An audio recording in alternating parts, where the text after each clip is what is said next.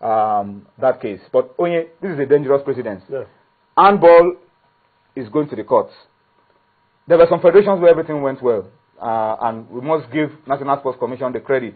They brought in maybe the right kind of persons, everything went peacefully. But there were also some other federations where things were not done properly. And we tried to do our own investigation. We discovered that, you know, there are too many loopholes. The one that concerns me is the appeals process.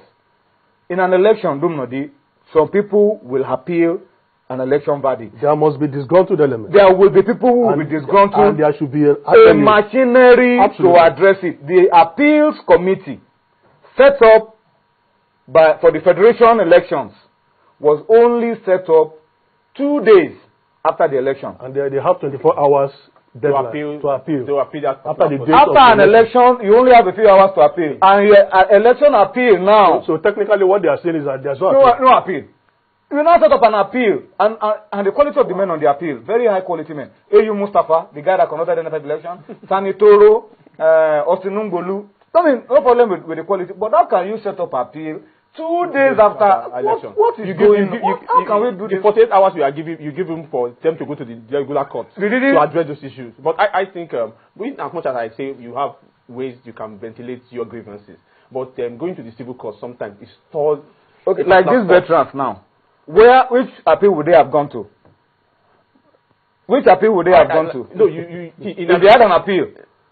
If they had an appeal. They were forced to go to the civil court. Which cause? How can you set up an appeal? The day that I understand the electoral process is this. The day you were forming the electoral committee is the same day that you form the appeals committee, so that people know these are the guys conducting the elections, these are the guys that will listen to our appeal. The same day. So yeah, I even want to raise an issue. You know, after last Friday, it got me thinking. Would a group in Nigeria be fighting if there's nothing at stake? Handball? Handball. If there's nothing at stake in handball. You mean there's something at stake in handball? So I made some calls. You know, some people who are well grounded in handball. Okay. And I asked them, say, what is in handball that people should be killing themselves? They said, I'm going to cut over, like football. They told me that I'm talking out of ignorance, that there's so much. And there's so much. In handball? Yes, and I think the minister, at this point I want to urge the minister. I don't want us to even mention the minister. To look into the revenues. Some of these associations get money from international bodies. Yes, they know. And these bodies are they give money for specific projects. For developmental projects. They name the projects. And some of these projects are not... they don't see the light of the day. They don't see the light of the day. So the minister should probe. If they were not used for that project, then the people should be... Even in handball? Yes, people should be called... Account for it. Account for the money. Not only handball. It's not only handball. You know, we focus on football here. On football. Because some of these federations are affiliates of international bodies. And they have budget for each of the federations as regards the kind of project you want to execute, and they give them money. And probably some of us will think that, where do they get their money from? It's not from the government alone. They get from their international affiliates, which I think we are just with another issue. That because for someone to go into court over handball, there must be something involved. Well, and you are aware that some years ago there was a handball league in this country. Where has it gone to? Where has it gone to? There was a handball league in this country. After playing in their zones, they will now converge in a particular state to play handball league, and the champion will emerge. And we had players in Europe. Where are they now? Thomas Aroko. I remember Thomas Aroko. Anyway, let's well, these are serious issues, but I'm not happy that we left a lot of loopholes for people to capitalize upon, to go to courts, or to have grievances like handball, like basketball, like some other federation. And I hope that the minister can stay on top of this. Bolaji Ojoba is the chairman of the electoral committee for the federation elections. And I mean, they still need a lot of work to do, really. That's just being sincere. And I hope that we will not have the kind of crisis we had in football, where every day we're getting court judgments. You get a court judgment, you get a counter. You get it. I hope it doesn't happen to all the federations. But it all depends on what the National Sports Commission can bring to the party in terms of fairness. There can't be peace without fairness. That's just the basic. And I hope the minister is paying attention to all of that. Let's run quickly and take a look at some other things outside of federations elections. Let's talk beach soccer quickly. The African qualifiers are currently going on in Morocco. Today wasn't a good day for Nigeria. We are already through to the semi-finals, but today we lost 5-4 to Cote d'Ivoire. Senegal, the defending champion, beat Morocco 3-2 to top their group. Madagascar beat Ghana 10-3. Ghana are just starting beach soccer, so you can understand why they are being hammered left, right, and center. And then Egypt beat Libya 8-3. These are the results of matches played today at the FIFA Beach Soccer World Cup African qualifiers. So semi-finals tomorrow, Senegal against Nigeria. It was a repeat of last year's final where Senegal beat us 7-4. But then if we don't win, no World Cup for us. And then we have Cote d'Ivoire against Morocco. These are the two semi-finals. We need, if we want to be in Tahiti later this year, we need to beat Senegal tomorrow. I don't know why at this point we have to miss Senegal. We should have if we want to be the best, get ready to beat the best. Not at this early stage. Not even the early stage. This is an opportunity to get a ticket, and we are meeting the champion, the defending champion. Well, you have to take them out. The Super Eagles met Cote d'Ivoire and took them out. So that's their luck.